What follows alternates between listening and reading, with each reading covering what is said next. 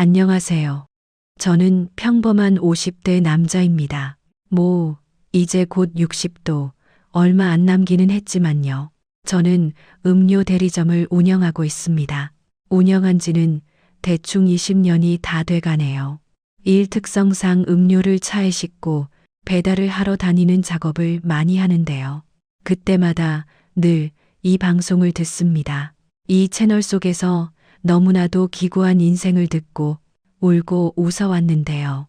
그런 사연 하나하나가 제 단조로운 일상에 큰 위안이 되었네요. 돌이켜보면 저 역시도 평범하디 평범한 사람이지만 세상이 무너질 것처럼 슬픈 날도 있었고 너무너무 행복해 마지 않았던 날들도 있었죠. 그런 저의 이야기를 들려드릴까 합니다. 저는 시골 출신입니다. 그래도 그렇게 어려운 형편은 아니었어요. 학교도 다녔고 공부도 곧잘 했었죠. 하지만 그렇다고 대학까지 꿈꿀 형편은 아니었습니다. 그런데 또 아버지처럼 농사일을 하기는 싫었고요. 그래서 군대를 다녀와서 무작정 상경을 했죠. 이것저것 하다가 하숙집에서 매일 아침 우유 배달을 하는 아저씨를 봤는데 젊었을 때 그게 참 괜찮아 보이더라고요. 멋지게 운전도 하고 우유 박스 척척 쌓아 올려서 배달도 가는 게 말입니다. 그래서 처음에는 우유 대리점 직원으로 취직했다가 차근차근 제 가게를 차렸어요. 왜 그때는 학교며 집이며 우유를 받아먹는 집이 많았기 때문에 장사가 잘 되었죠. 그렇게 마음 맞는 아내도 만나고 영업점도 내고 한동안은 참 좋았습니다. 눈에 넣어도 아프지 않을 아들도 태어났고요. 제 아들 윤석이는 아내를 닮아서 참 눈이 똘망똘망한 아이였습니다. 동그란 눈에 앙담은 입술이 너무 앙증맞았는데 저를 닮아서인지 가리는 거 없이 다 잘 먹고 돌도 되기 전에 걸었는데 나가서 노는 걸 어찌나 좋아하는지 까무잡잡하게 그을린 모습이 너무 귀여운 아이였네요. 아내는 애가 얼마나 체력이 좋은지 힘들다고 푸념을 늘어놓기도 했죠. 제 퇴근 시간에 맞춰서 골목 앞에서 기다리고 있다가 멀리서라도 내 그림자만 보이면 다다다 뛰어오는 그 모습이 아직도 눈에 선하네요. 참 행복하고 좋았던 시절이었습니다. 저도 아직 젊고 아내도 아직 젊었던 시절이었으니까요. 그런데 불행은 예고도 없이 찾아온다고 했던가요. 가을쯤이었어요. 바람이 아침 저녁으로 쌀쌀해지고 있던 때였죠. 윤석이가 콧물이 좀 있어서 이제 저녁에는 나와서 기다리지 말라고 그랬으니까요.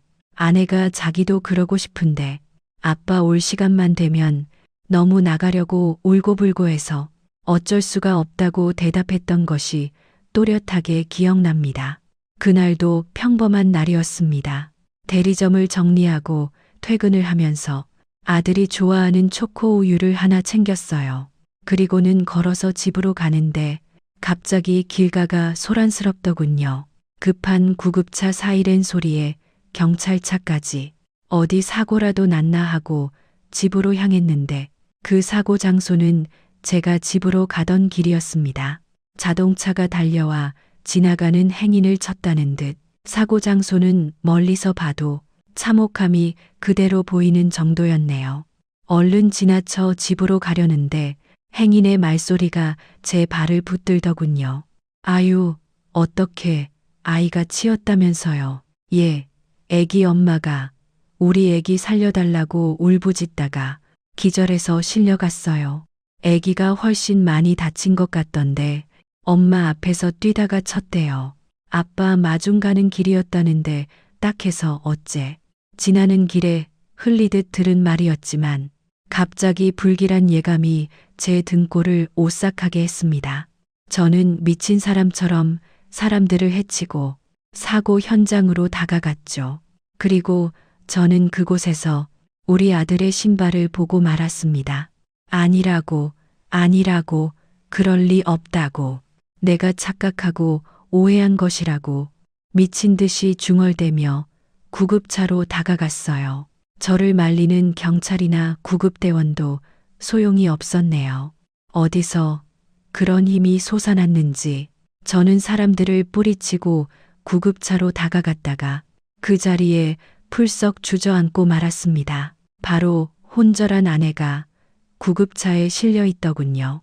차가운 바닥에 누워 흰 천에 덮여 있던 아이는 바로 저의 보석 같은 아들, 제 인생을 환하게 비추던 제 아들이었습니다. 그 뒤로는 무슨 정신이었는지 모르겠어요. 정신을 차려보니 병원이었죠. 아들 주려고 챙겨왔던 초코 우유는 발밑에서 터졌는지 하얀 운동화는 초코 우유에 온통 물들어 있었습니다. 우리 아들이 좋아하는 우유인데 지금쯤이면 이 우유를 후딱 마시고 양치를 하고 잠자리에 들 시간인데 저는 제 운동화를 쓰다듬으며 오열했네요. 우리 귀여운 아들이 항상 눈을 초롱초롱 빛내면서 저만 보면 쪼르르 달려나오던 아들이 이제는 제 곁에 없다는 사실을 믿고 싶지 않았어요.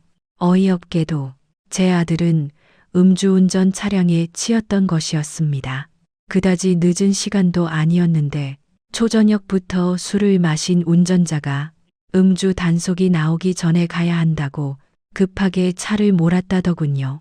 그리고 그날도 아내와 제 아들은 저를 마중 가려고 길을 나섰고요.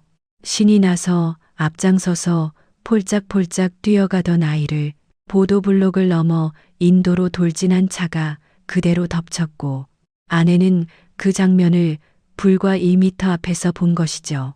음주운전 운전자는 정작 별로 다치지도 않았습니다. 병원에서도 술이 안 깨서 침대에 누워 횡설수설을 하는데 정말 기가 막혀서 말도 안 나오더군요. 그렇게 제 아들이자 제 인생의 희망이자 목표였던 아이는 황망하게 세상을 떠났습니다. 하늘이 무너지고 땅이 꺼지는 심정이 그런 걸까요? 늘 제 품에 안기던 따뜻한 몸은 내 목을 꼭 껴안던 통통하고 부드러운 팔은 아빠, 초코우유, 초코우유 하던 귀여운 목소리는 한순간에 사라져버렸어요. 무슨 정신으로 장례를 치르고 무슨 정신으로 모든 일을 수습하고 정리했는지 모르겠습니다. 그저 하늘을 원망하고 땅을 원망하고 또 원망하고 울부짖어도 아들은 돌아오지 않았습니다. 그렇게 겨우겨우 큰일을 치르고 죽은 듯이 며칠을 지나고 보니 그제서야 아내의 상태가 눈에 들어왔어요. 아내는 아들이 떠난 그날 이후로 제대로 먹지도 마시지도 자지도 않고 울다 지쳐 쓰러졌다가 다시 깨어나 아들을 찾으며 울다 다시 지쳐 쓰러지기를 반복했습니다. 처음 장례를 치를 때야 어쩌면 아이 엄마로 당연한 일이기도 했고 저 역시 크게 다르지 않았기 때문에 아내의 상태에 대해 생각할 겨를이 없었어요. 하지만 아내의 상태는 점점 심각해져만 갔네요. 울다 지쳤는지 아내는 아이의 이불을 꼭 끌어안고 초점 없는 눈으로 멍하니 방 안에서 우두커니 앉아 있었죠. 앙상하게 마른 몸으로 말을 걸어도 대답하지 않았고 그 어떤 음식도 물도 거부했습니다. 이러다 아내마저 잃을 것 같은 생각에 덜컥 겁이 나서 아내를 업고 응급실로 뛰어간 적도 있습니다. 하지만 겨우 수액만 맞추고 집으로 돌아와야 했죠. 병원 응급실에서 눈을 뜬 아내가 아들을 찾으며 울부짖었기 때문입니다. 의사는 그런 아내의 상태를 보며 고개를 내저었어요. 그리고 제게 정신과 입원을 권유하더군요. 선생님, 마음이 아프시겠지만 이대로 두시면 정말 큰일 나실 거예요. 사모님은 지금 정신적으로 충격이 너무 심하셔서 극복을 못 하신 겁니다. 시간이 지나면 나아질 수도 있겠지만 그 전에 큰일 날 수도 있어요.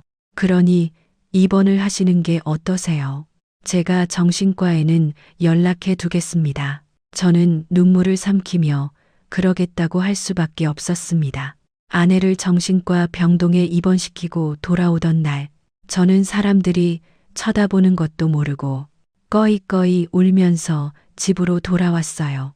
문을 열면 늘 나를 반기던 귀여운 토끼 같은 자식과 보글보글 찌개를 끓여 놓던 여우 같은 마누라는 어느 순간 사라지고 술병과 라면 봉지만 굴러다니는 어두컴컴한 집이 저를 반겼습니다.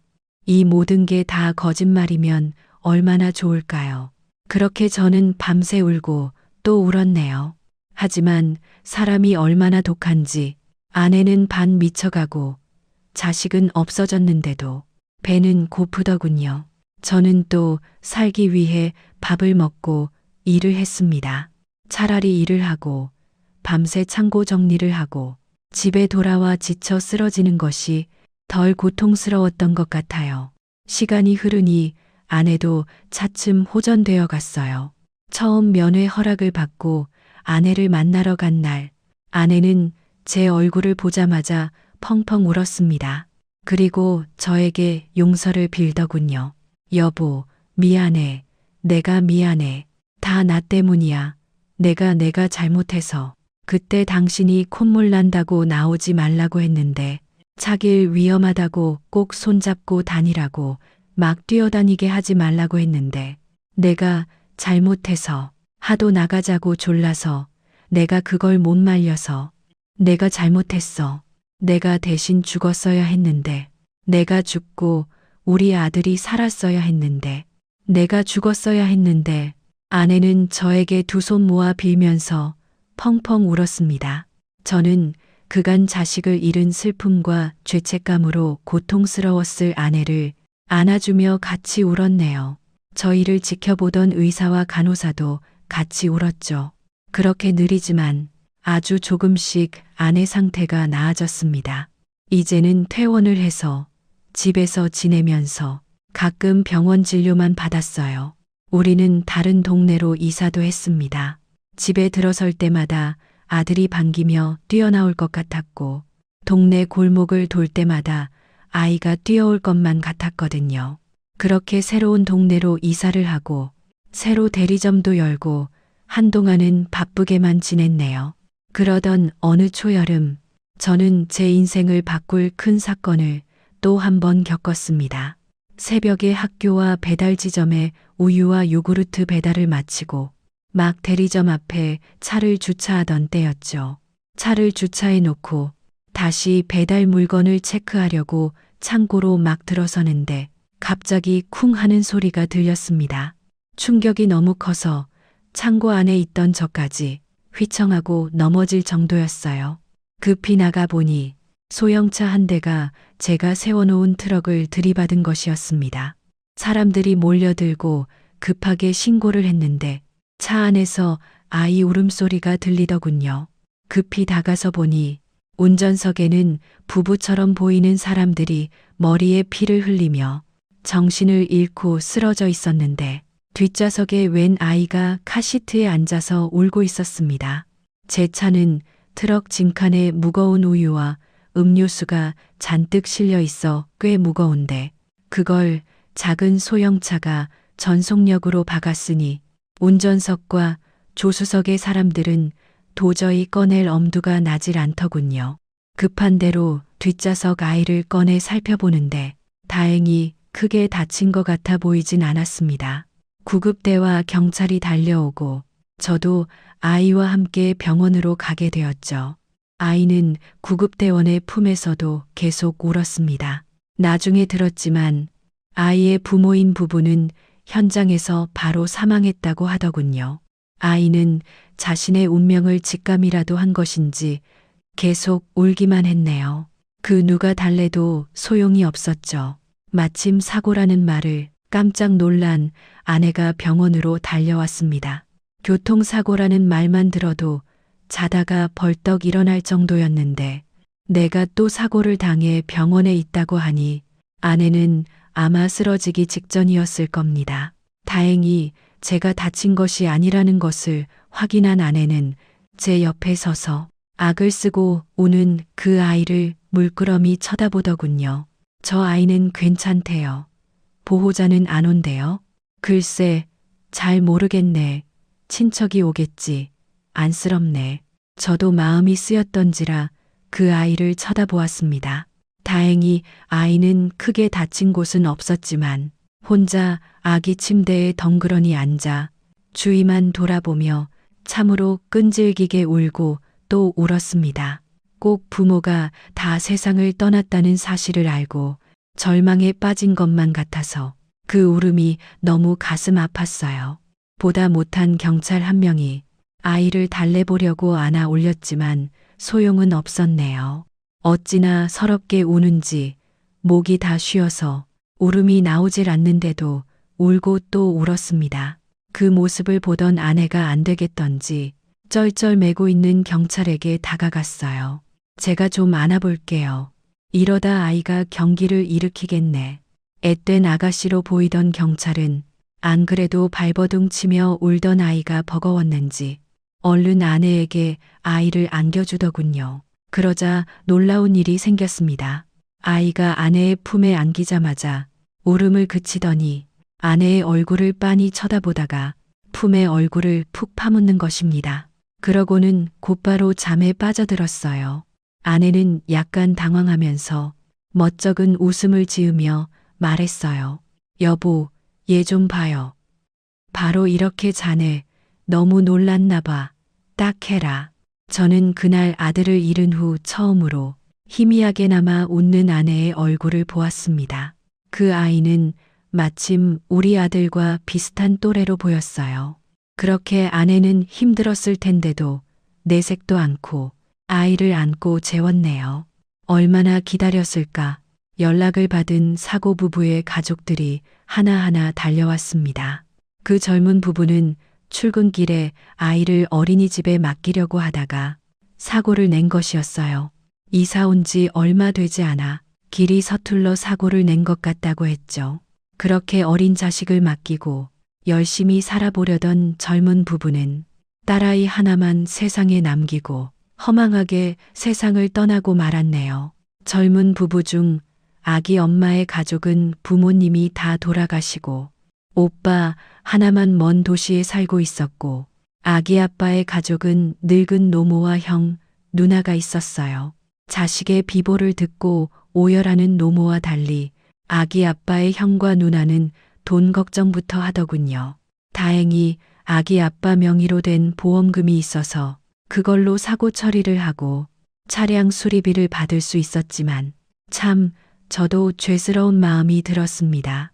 그런데 이상한 점은 그 누구도 남겨진 부부의 어린 자식에 대해서는 신경 쓰지 않는다는 것이었어요. 유일한 혈육이었는데도 노모야 정신이 없으셔서 그렇다 쳐도 보상비 걱정과 남겨진 재산셈을 먼저 하는 아기 아빠의 형제도 먼 지방에서 소식을 듣고 올라와 무덤덤하게 슬픔을 삼키는 아기 엄마의 오빠도 울다 지쳐 아내 품에서 잠든 아이에 대해서는 관심이 없어 보였습니다. 대충 절차가 마무리되고 우리가 돌아가려 할 때까지도 아무도 아이를 맡으려 하지 않자 보다 못한 제가 물었어요. 아이는 데려가셔야죠. 아까 너무 울어서 우리가 좀 재웠어요.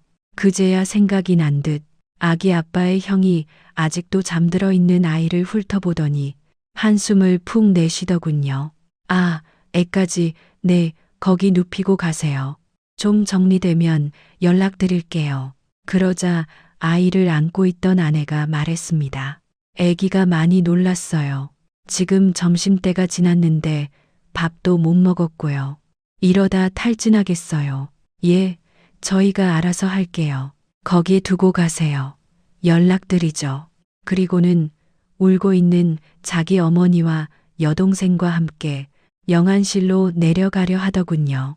아이는 무슨 짐짝 정도로만 취급하고요.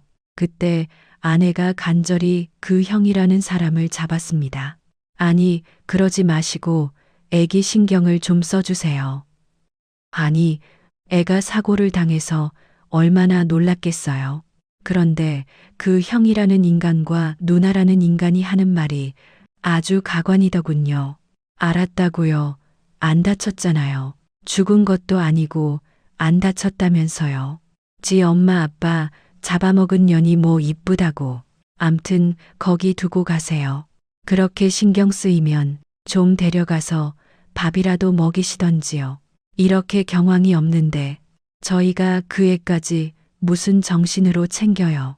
지 혼자 사는 것도 꼴 보기 싫어 죽겠는데 아휴 그렇게 그 여자랑 결혼하지 말라고 했더니만 그 말을 듣던 아내의 표정이 굳었습니다. 그럼 저희가 데려가서 먹이고 좀 씻기고 다시 데려올게요. 여기서 장지 치르실 거죠? 정신없으신 것 같으니 일단 아이는 저희가 돌볼게요. 조금 상황이 정리되면 전화 주세요. 그들은 흔쾌히 그러시오 하더군요. 그때를 돌이켜보면 아내는 왜 그랬는지 모르지만 자신이 그래야 할 것 같았답니다. 자신의 품에 안겨 조망만 한 손으로 옷자락을 꼭 붙잡고 잠이 든 아이를 도저히 품에서 내려놓을 수 없었다고요. 사실 그건 저도 마찬가지였습니다.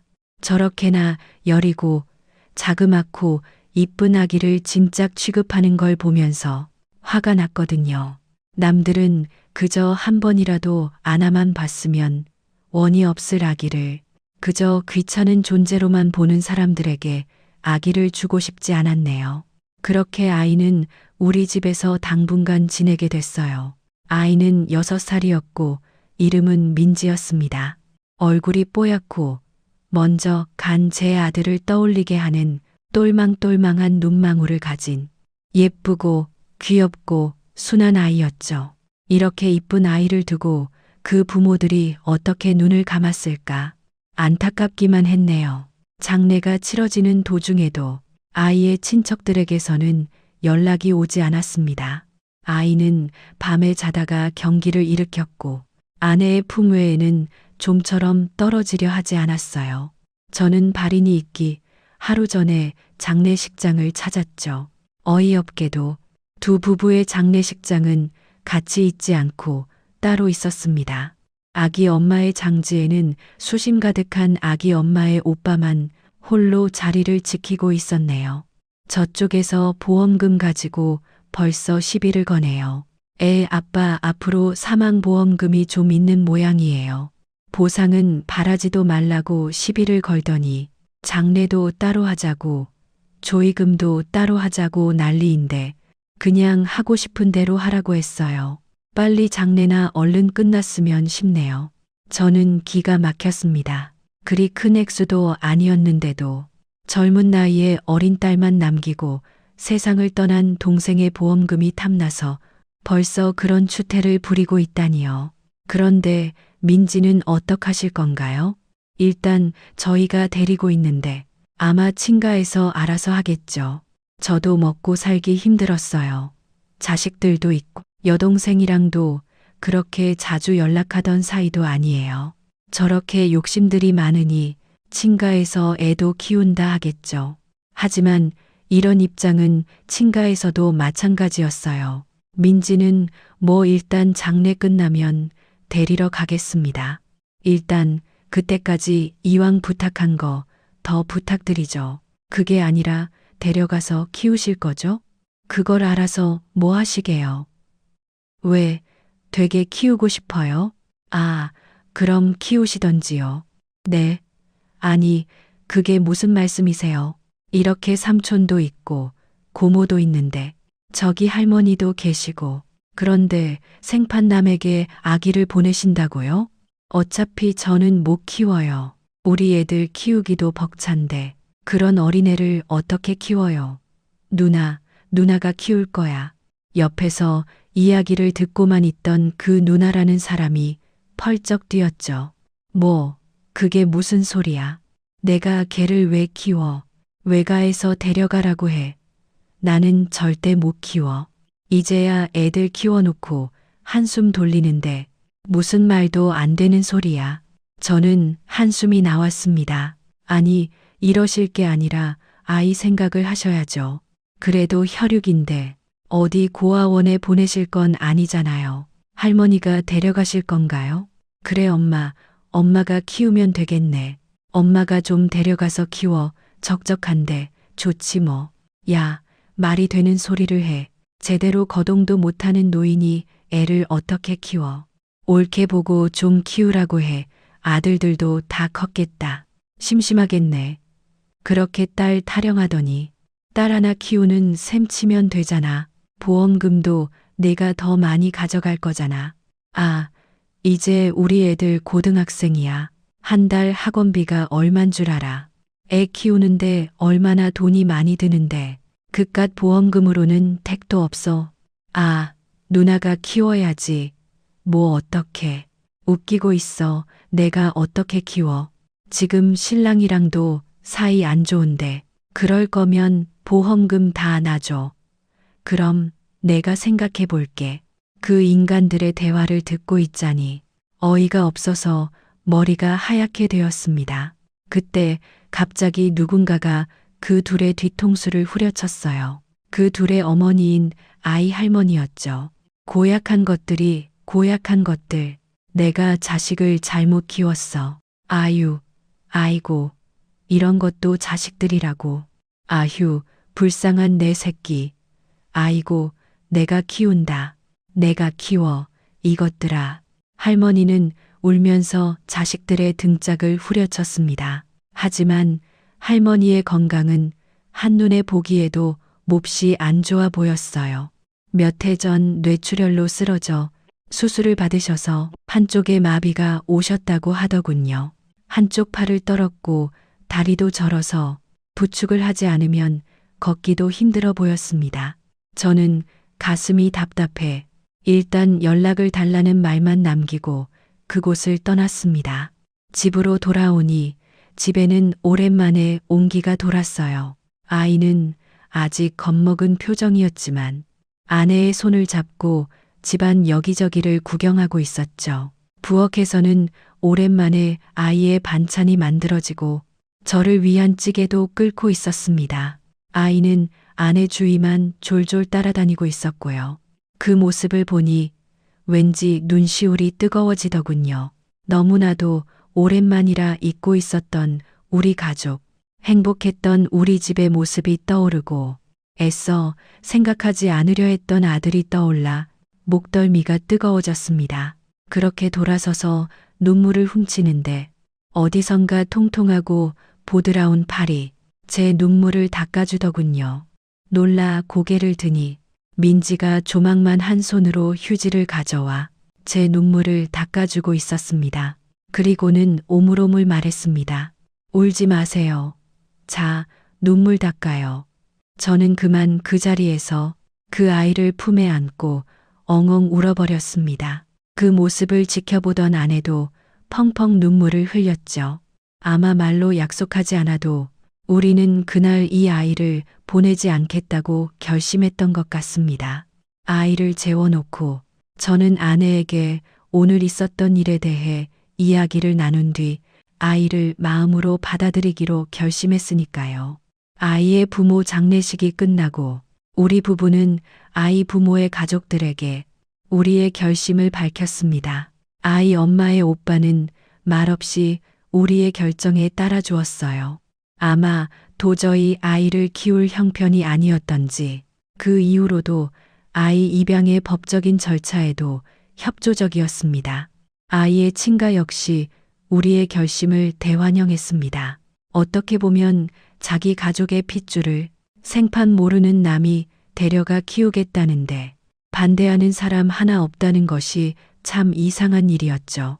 아이 엄마의 오빠라는 사람은 그래도 염치가 있었는지 고맙다고 도움을 주지 못해 미안하다고 하면서 그 이후로도 아이가 클 때마다 종종 연락을 했어요. 아이 용돈을 챙겨주거나 근처에 올 일이 있으면 아이를 잠깐 보고 가고는 했습니다. 하지만 아이의 친가는 법적인 절차를 밟으면서도 돈에 집요하게 굴었네요. 나중에 아이의 양육비를 요구하지 말아라. 갑자기 중간에 아이를 키우라고 보내면 안 된다. 부모 보험금을 달라고 하지 말아라. 이런 말도 안 되는 소리를 해댔죠. 아이는 가끔 밤에 불안해하거나 악몽을 꾸기도 했지만 곧 적응해서 곱게 잘 자랐습니다.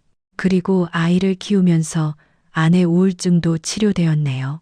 아내는 마치 다시 인생을 살 이유를 찾은 사람처럼 예전의 활기찬 모습으로 돌아왔어요. 열심히 아이도 키우고 집안 살림도 잘했습니다. 저는 다시 모든 것이 예전처럼 돌아온 것이 행복하고 또 행복했죠. 젊었을 때 아이를 낳기 전까지 입양을 하면 친자식처럼 생각이 될까? 이런 의구심을 가진 적이 있었는데 민지, 우리 딸을 키우면서 그런 생각은 완전히 사라졌습니다. 왜 낳은 정, 기른 정이라고 하잖아요. 낳은 정도 크지만 그에 못지않게 저는 기른 정도 크다고 생각합니다. 작은 아이가 커서 학교에 들어가고 그를 깨치고 친구들을 사귀고 하는 그 모든 과정을 지켜보고 응원해주는 일은 세상 그 무엇과도 바꿀 수 없는 소중하고 또 힘겨운 과정이니까요. 우리 딸이 아플 때, 힘들어할 때, 행복해야 할 때 전부 그 곁을 지키며 아이를 지키고 키운다는 것이 얼마나 어려운 일인지 여러분들은 잘 아실 겁니다. 그렇게 저희 부부는 우리 딸을 정말 최선을 다해 키웠습니다. 제 인생의 의미이자 햇살이고 축복이었죠. 아이는 무사히 잘 자라서 중학생이 되었어요. 이제 제법 숙녀티가 나서 제가 퇴근하고 가도 본체만 채 친구들이랑 전화하기 바쁜 나이였죠. 딸, 아빠 왔는데 어디야? 방이야. 아, 아빠, 친구랑 통화 중. 아, 휴, 미안. 여보, 요즘 제가 무척 화만 내는데. 그러게, 왜 말도 없이 방문을 벌컥벌컥 열고 들어가. 으유, 여자 맘 저렇게도 몰라요. 얼른 씻고 와요. 저녁 먹게. 밥상에서 요즘은 아빠에게 뽀뽀도 안 해주냐. 투덜대면 아빠 진짜 징그럽게 왜 그러냐 고 투덜대는 그런 평범하고도 행복한 나날이었습니다. 그러던 어느 날 우리는 갑작스러운 부고를 받았습니다. 바로 민지의 할머니가 돌아가셨다는 소식이었죠. 민지의 할머니는 자신이 직접 손녀를 키우지 못하는 것을 한스러워하면서 늘 우리에게 감사하다고 하신 분이셨습니다. 늘 종종 전화를 걸어와 딸아이와 통화를 하기도 하고 명절이면 저희가 딸을 데리고 뵈러 가기도 했죠. 아무리 우리가 입양을 했다고는 하지만 혈육의 정을 끊을 수는 없는 것이니까요. 게다가 할머니가 민지를 많이 보고 싶어 하기도 했고 우리도 딸아이가 자신의 혈육과 영영 인연을 끊고 사는 것이 맞지는 않다고 생각했던 것입니다. 딸아이는 자신을 아껴주던 할머니가 돌아가셨다는 말에 충격을 받았습니다. 병원 장례식장으로 가는 차 안에서도 내내 아내 품에 안겨 울었네요. 장례식장에는 보기 싫은 얼굴들도 있더군요. 바로 딸아이의 삼촌과 고모, 그 개념 없는 인간들이었습니다. 그들은 우리의 얼굴을 보더니 인상을 팍 써보였어요. 전혀 반갑지 않아 보였네요. 그래도 바로 나올 수 없어서 대충 한켠에 자리를 차지하고 있는데 주변에서 우릴 보고 수군대는 소리가 들리더군요. 저 사람들이 그 사람들이야. 손녀 입양해서 키운 사람들. 그런가 보네. 손녀 키워줄 사람 없어서 그렇게 걱정을 했는데 저 사람들이 데려간 거라네. 저 사람들이 사고 내서 그 부모 죽였으니 아마 그걸로 은혜를 갚으려는 모양이지. 아이고, 그럼 저 손녀는 자기 부모 죽인 사람들 손에 큰 거네. 그것도 모르고 엄마 아빠 이러고 살고. 저는 그제야 아차 싶었습니다. 그때까지 딸아이는 자신이 입양되었다는 사실을 알지 못하고 있었어요. 저는 딸아이가 이런 소리를 들을까봐 급히 딸을 찾았습니다. 하지만 왜 늘 불안한 예감은 틀리는 법이 없을까요? 저는 사람들이 이야기를 나누던 곳에서 멀지 않은 곳에 딸아이가 우뚝 서 있는 것을 보고 급히 다가갔습니다. 민지야, 빨리 가자. 이제 인사도 다 드렸지. 아빠, 저게 다 무슨 소리야? 나 엄마 아빠 딸 아니야? 가자. 가서 아빠가 다 설명해 줄게. 우선 집에 가자. 그때 갑자기 상복을 입은 그 형이라는 인간이 나섰습니다. 가긴 어딜 가. 그래, 너 저 집 딸 아니야. 너 내 동생 딸이야.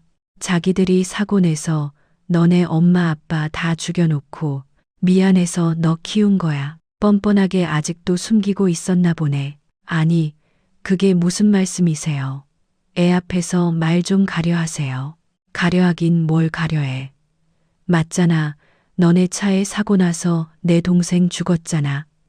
내 동생, 그래 놓고 딸까지 데려가서 죽은 아들 대신해서 키우고. 뭐, 내가 틀린 말했어? 맞잖아. 당황하고 있는데 그 누나라는 인간도 미친 것처럼 달려들더군요.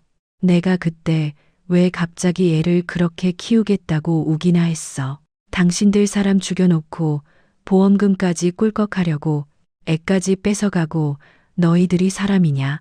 그래 놓고 여기가 어디라고 와.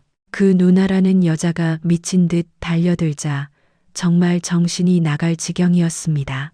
저는 그 와중에도 딸아이의 손을 잡고 허겁지겁 그곳을 빠져나갈 생각밖엔 없었어요. 아이가 들어서는 안 되는 말이었기 때문이죠.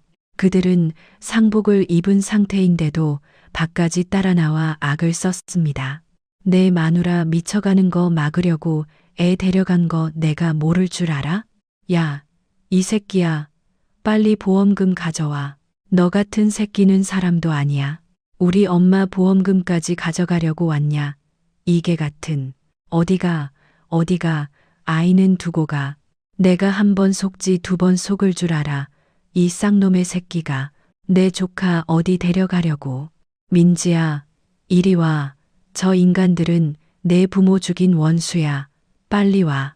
두 놈이 달려들어 제 멱살을 부여잡고 딸아이를 뺏어가려고 하는데 정말 정신이 하나도 없었어요.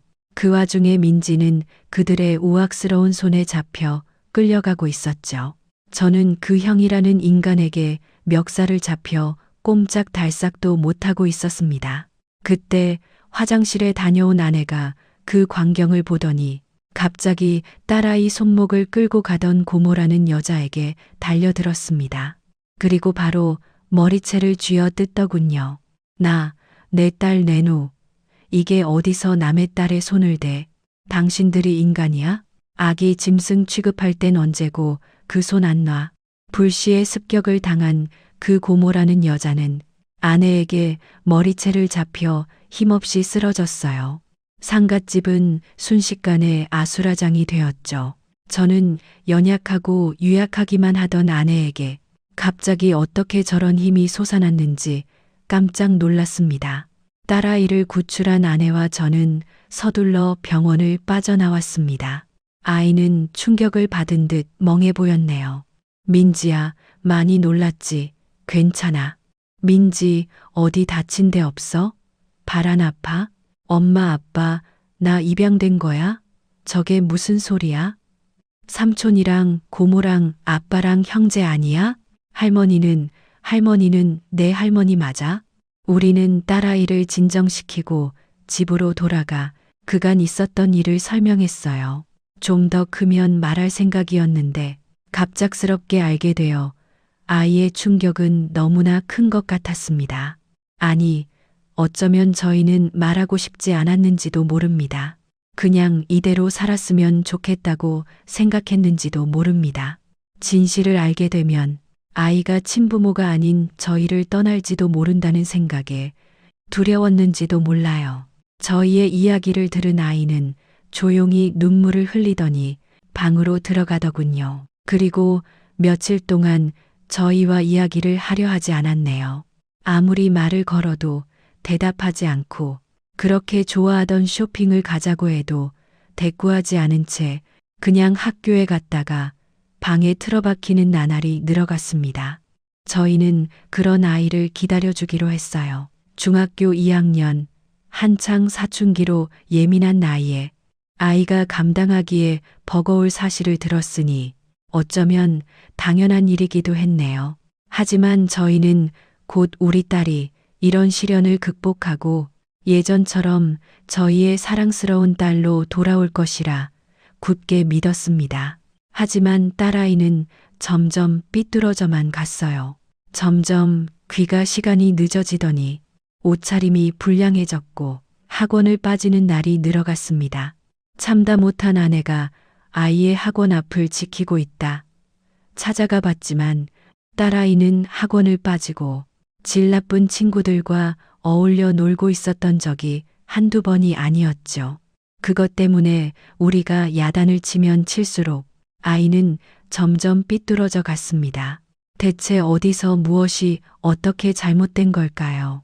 저희는 이제 매일 저녁만 되면 아이와 전화 연결이 되지 않아 전전긍긍하다가 결국 아이를 찾으러 시내를 헤매고 다니고 있었네요. 아이는 처음에는 학원도 안 가고 놀러 다니는 것을 숨기려 하더니 나중에는 아예 학원 등록도 하지 않고 그 돈으로 다른 짓만 하고 다녔습니다. 화를 내지 않으려 했던 제가 폭발한 건 밤늦게까지 집에도 오지 않고 연락도 되지 않은 딸아이를 찾으러 시내에 나갔던 날이었어요.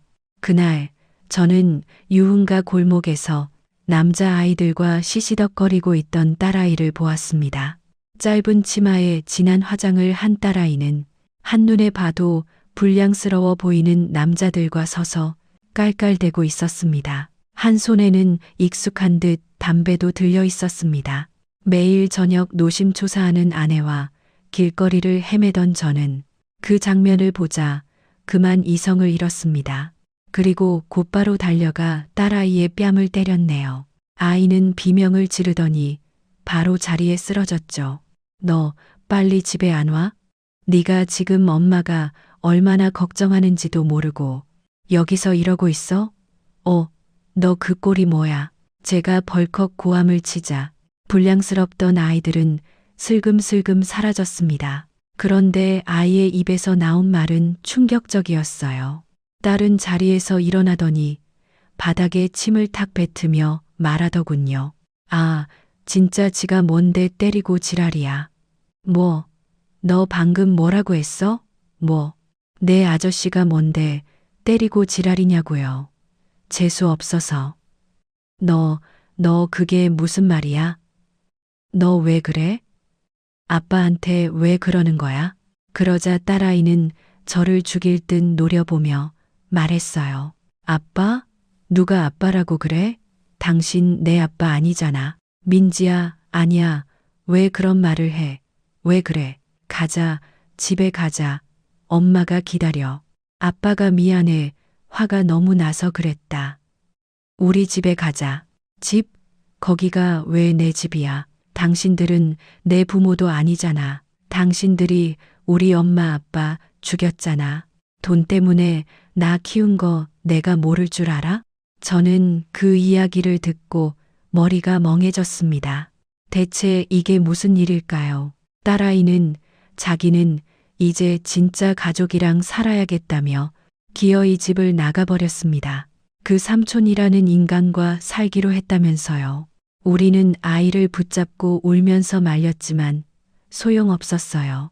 그 삼촌과 고모라는 인간들이 집까지 찾아와 악착같이 아이를 데려가 버렸죠. 아이도 자기도 진짜 가족과 살고 싶다며 매몰차게 우리를 외면했네요. 저희 부부는 어찌할 바를 모르고 며칠 동안 멍하니 있었던 것 같습니다.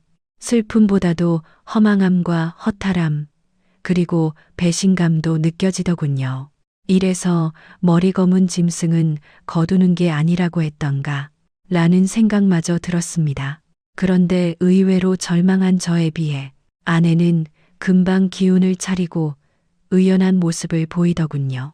그리고 제 손을 잡으며 위로했어요. 여보, 나는 우리 딸이 그래도 평생 우리 딸이라고 생각해. 지금 잠깐 길을 잃은 거니까 여기서 기다리자. 금방 찾아올 거야. 나는 우리 딸 믿어. 저는 사실 그 말을 들으면서도 별로 공감이 가진 않았어요. 차라리 그때 딸아이를 데려오지 말고 그대로 살았더라면, 그래서 둘째를 낳았더라면 이런 허탈감은 느끼지 않았을지도 모른다는 생각도 했죠. 딸아이는 학교도 삼촌이 있는 동네로 전학을 가버렸습니다.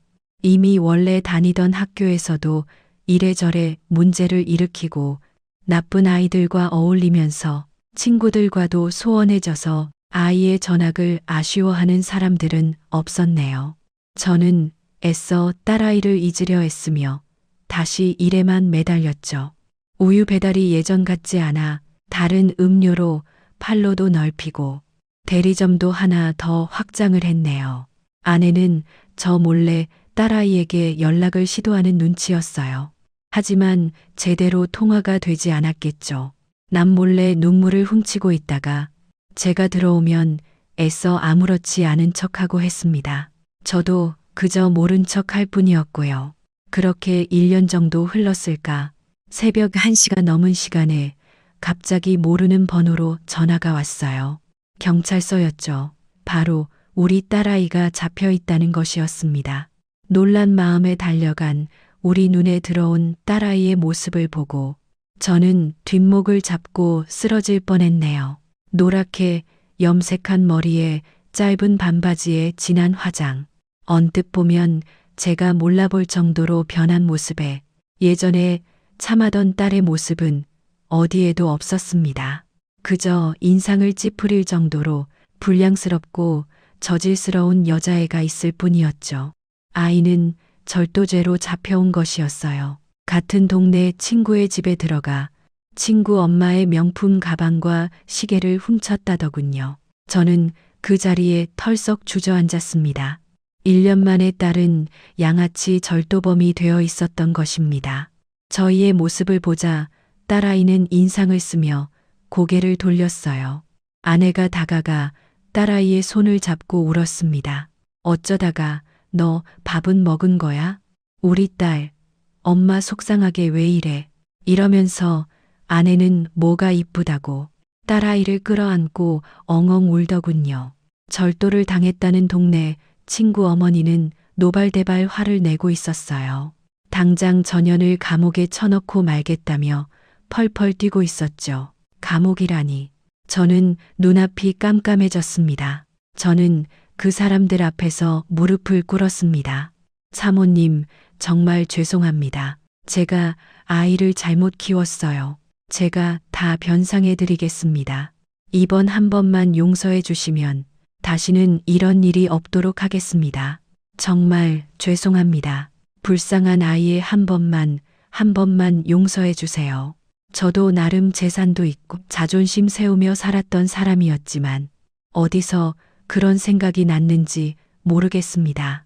밉고 또 미웠던 딸이었지만 경찰서에 있는 모습을 보니 자존심이고 뭐고 일단 아이를 살려야만 했죠. 저희 부부는 무릎을 꿇고 피해자에게 손이 발이 되도록 빌고 매달려 간신히 합의를 했습니다. 딸아이는 다행히 아직 나이가 어려 합의로 기소를 피할 수 있었네요. 우리가 이 난리를 피우는 동안에도 딸아이를 데려간 그 삼촌이라는 인간과 고모라는 인간은 코빼기도 보이질 않더군요. 겨우 일을 처리하고 훈방 조치된 딸을 데리고 나오는데 동이 훤히 터왔습니다. 저희는 그 길로 아이를 다시 집으로 데려왔어요. 집으로 가는 차에서도 집에 도착해서도 저희는 그 누구도 아무 말도 하지 않았습니다. 딸아이만 조용히 눈물을 흘리고 있었죠. 저희가 변상해야 할 가방과 시계의 가격은 어마어마했습니다. 저는 가방이 비싸봐야 몇백인 줄 알았는데 세상에는 1,000만 원이 넘는 가방도 있더군요. 시계까지 합쳐 저희는 3천이 넘는 돈을 당장 한 달 안으로 갚아야만 했습니다.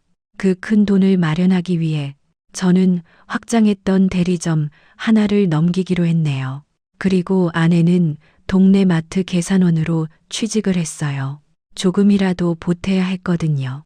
저희가 그러는 동안 아이는 방에서 나오지 않고 틀어박혀 있었습니다. 아내가 아침에 밥을 차려놓고 나와도 제대로 먹지도 않는 것 같았죠. 그렇게 겨우 변상 금액을 마련해 변상을 하고 돌아오는 길에 길가 과일 가게에서 복숭아를 샀어요. 그냥 마침 복숭아가 나올 철이었고 복숭아는 아이가 가장 좋아하는 과일이어서 습관적으로 샀던 것이죠. 그날도 아이는 방에서 나오지 않았습니다. 아내는 말없이 복숭아를 깎아서 아이 방에 넣어 주었어요. 그러자 갑자기 울음소리가 들리더군요. 아이가 방에서 나와 울음을 터뜨린 것이었습니다.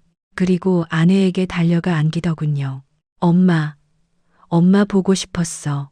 엄마, 내가 잘못했어요. 엄마, 엄마 너무 보고 싶었어. 아이는 밤새 아내와 저의 품에서 엉엉 울었습니다. 그렇게 숨 넘어갈 듯 울던 딸이 겨우 진정하고 우리에게 들려준 말은 너무나 충격적이었네요. 작년 할머니의 장례식장에서 입양되었다는 말을 듣고 딸아이는 충격을 받기는 했지만 사실 그렇게 놀라지는 않았다고 했습니다. 할머니를 만나러 갔을 때나 우연히 고모나 삼촌을 만날 때면 그런 말을 들은 적이 있어서 사실 아주 오래전부터 짐작을 하고는 있었다고 했어요. 하지만 자신의 친부모님이 우리와의 교통사고로 죽었다는 사실은 몰랐다고 했죠. 그렇게 장례식장을 나오고 며칠 뒤 삼촌과 고모가 연락을 해와서 우리 몰래 그 사람들을 만났던 것이었습니다.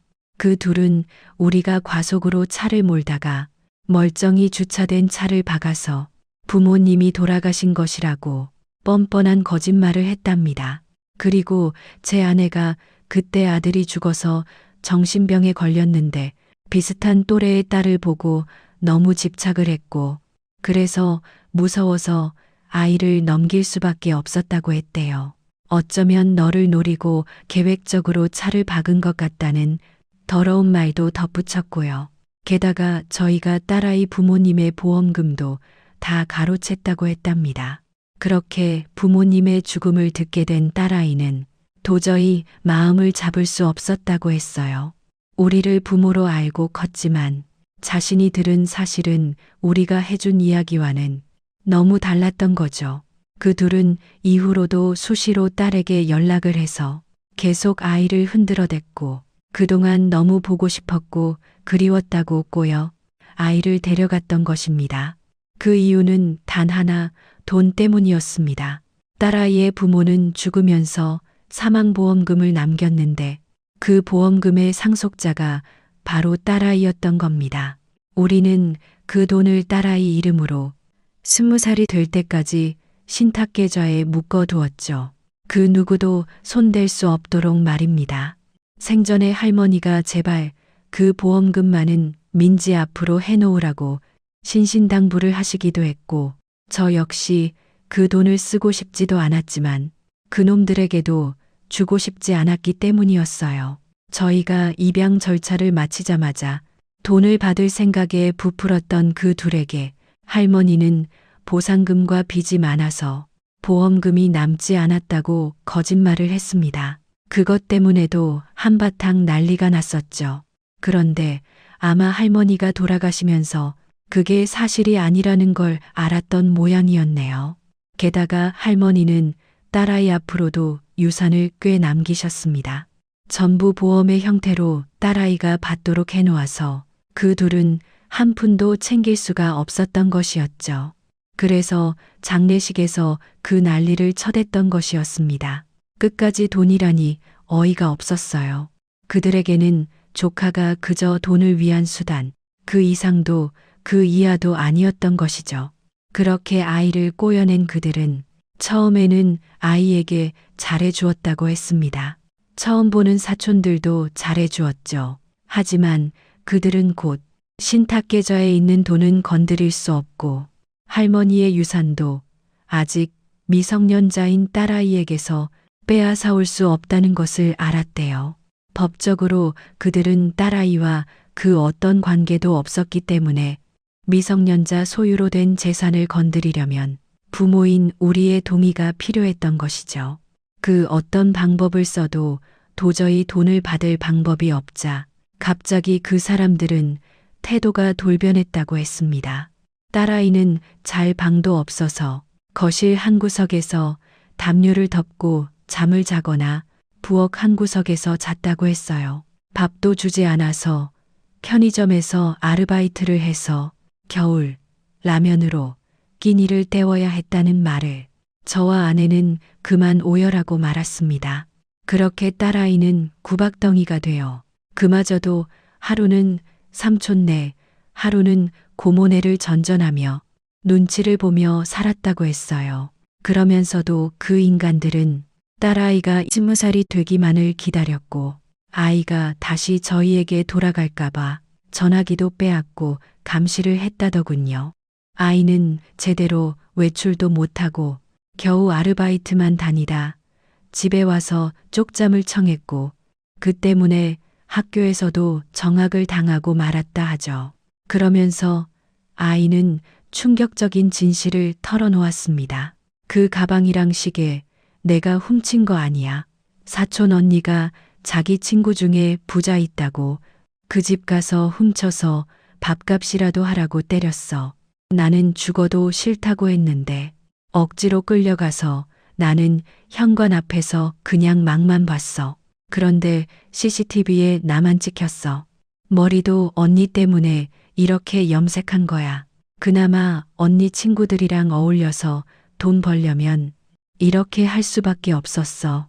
난 그냥 너무 무서워서 시키는 대로 했어. 저희는 기가 막혔죠. 더 기가 막힌 건 뭔지 아십니까? 그 사촌 언니라는 년이 이미 가방과 시계는 다 팔아버렸다는 겁니다. 그런 일이 있었으면 당장 여기로 왔어야지. 엄마에게 왔어야지. 전화라도 하면 됐잖아. 아유, 얼마나 힘들었어. 아내 울음 섞인 질책에 딸아이는 굵은 눈물을 흘리며 말했습니다. 내가 그렇게 나쁜 짓을 하고 나쁜 말을 했는데 엄마 아빠가 나 친딸 아니라고 할까봐, 나 안 받아줄까봐 너무 무서웠어. 나 친딸 아니라서 이제 상관없다고 할까봐. 그렇게 말하며 흐느끼는 딸을 보고 저희는 할 말을 잃었습니다. 아내는 그런 딸을 꼭 안아주며 이렇게 말했네요. 누가 그래. 너는 지금까지도 내 딸이고 앞으로도 영원히 내 딸이야. 네가 어디서 뭘 하든 어디에 있든 너는 한 번도 내 딸이 아니었던 적이 없어. 왜 그걸 몰라? 이 바보야. 다음 날 저희는 다시 경찰서를 찾았습니다. 아이의 말은 다 진짜였어요. 그 부모의 그 자식이라고. 그 자식들도 돈밖에 모르는 파렴치한들이었습니다. 끝까지 합의를 하지 않고 변호사까지 써가며 그들을 전부 협박과 약취, 절도 등 할 수 있는 모든 것을 다 모아서 고소했습니다. 돈보다도 우리 딸을 그런 취급을 했다는 것을 도저히 용서할 수 없었어요. 그렇게 정신없이 시간은 흘러갔습니다. 힘겨운 시간을 보낸 아이는 다시 우리 딸로 돌아왔죠. 그 사이에 열심히 공부해서 수도권 대학에도 들어갔어요. 아내 품에 안겨 목이 쉬도록 울다가 잠든 아이가 벌써 커서 대학생이 되다니 이제야 한시름 놓았다고 해야 할까요? 아이는 미용 관련 학과에 들어가 미용실을 열겠다고 했습니다. 평생 엄마 아빠 머리는 공짜로 해주겠다고요.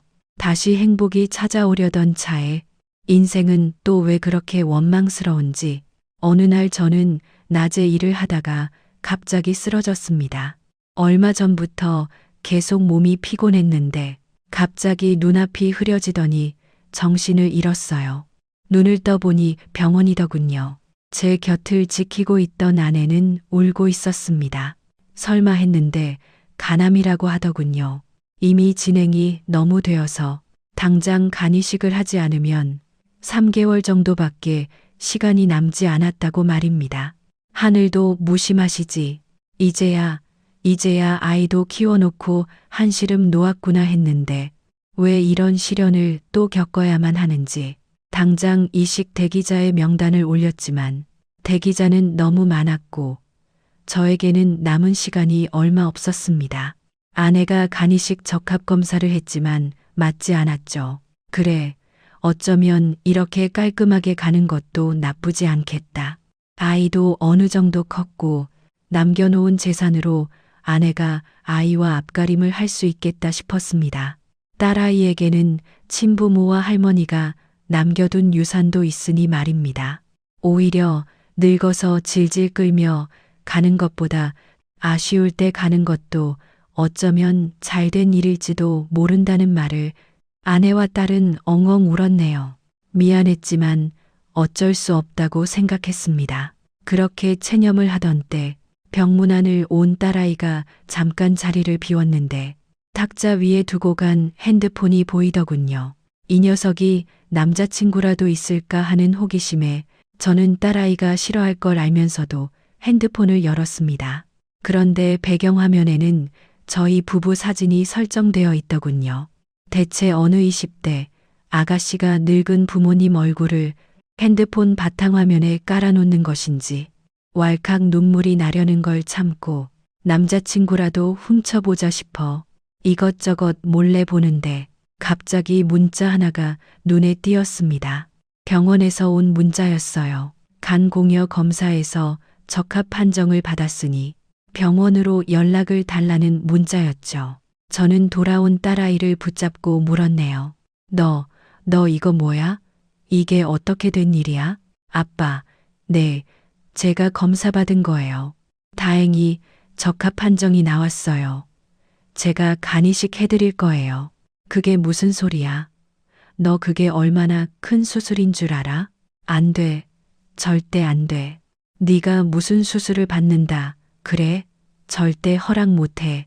그러자 딸아이는 저를 와락 끌어안았습니다. 아빠, 허락해 주세요. 내가 아빠 딸이니까 간도 맞는 거잖아. 나는 우리 엄마, 아빠 없인 못 살아. 그러니까 아빠가 오래 살아야 돼. 우릴 두고 어딜 가려고 그래? 간을 딸한테 받아야지. 어디서 받는다 그래요. 그렇게 말하며 딸은 흐느끼고 있었습니다. 어느새 다가온 아내도 울고 있었습니다. 저는 오히려 기뻐요. 내가 진짜 아빠 딸이라서 이렇게 간도 줄 수 있고 내가 남이라고 안 맞는다고 할까봐 얼마나 긴장했는지 아세요? 아빠, 오래오래 제 곁에 있어 주세요. 저를 키워주고 안아주고 보듬어 주신 만큼 내가 보답하고 같이 행복할 수 있게 부탁이에요. 저희 가족은 서로 부둥켜 안고 펑펑 울었습니다. 아이가 이런 생각을 한 것이 고맙기도 또 기특하기도 미안하기도 했습니다. 저는 결국 딸에게 간이식 수술을 받았어요. 그리고 아주 무사히 수술을 마치고 건강을 회복했습니다. 딸아이도 이제 곧 대학을 졸업합니다. 지금은 한창 실습을 하는 중이라 매일 아내의 머리를 붙들고 파마를 했다, 염색을 했다, 정신이 없네요. 저는 수술한 이후로 일을 줄이고 건강관리에 힘쓰고 있습니다. 딸아이가 결혼해서도 아이는 저희가 봐야 한다고 아주 지금부터 단단히 다짐을 받아 놓았거든요. 자기가 준 간이니 아주 건강하게 관리해서 아이도 키워줘야 한다네요. 대신 호강을 시켜준다고 했으니 속는 셈 치고 믿어보려고 합니다. 가끔 저는 하늘에서 우리에게 딸을 보내준 것이 아닌가 싶습니다. 서로를 잃은 부모와 자식을 만나게 해서 평생 의지하고 살라고 말이죠. 지금 우리 가족은 세상 그 누구보다 단단하고 그 누구보다 서로를 의지하고 잘 지내고 있답니다.